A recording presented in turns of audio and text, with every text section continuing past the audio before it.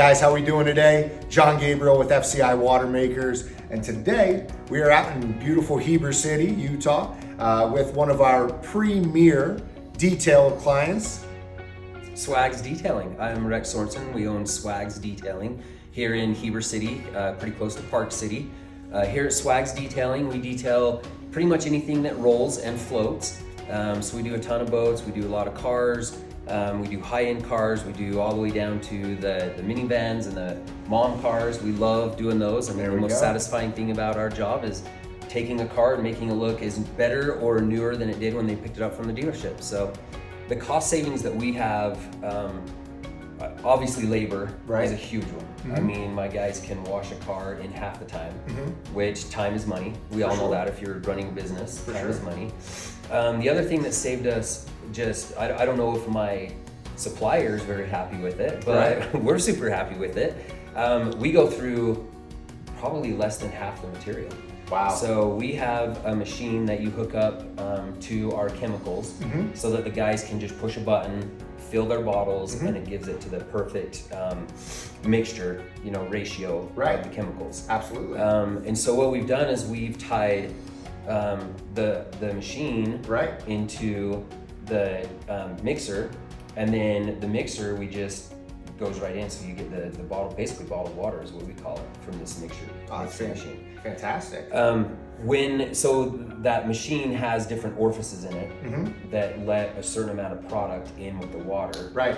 And I've got the smallest orifice I possibly can. There we go. And I would dare say it's still probably too potent. Right. But we go through 5 gallons of soap wash maybe every month and a half, and we're washing about 6 to 8 cars a day. There we go. So I was leading right into, so now you're doing 6 to 8 vehicles a day. What were you doing? Not necessarily volume on cars. How frequently were you changing out those chemicals? Oh man, every 3 weeks to a month. There we go. It changes through the chemicals. So it's extending that life there. Now, obviously they're going through and doing a lot of hand detailing. On the other side with that, are you seeing any benefits from how quickly or less effort it takes to go through the drying process? Yeah, so it's interesting that you say that.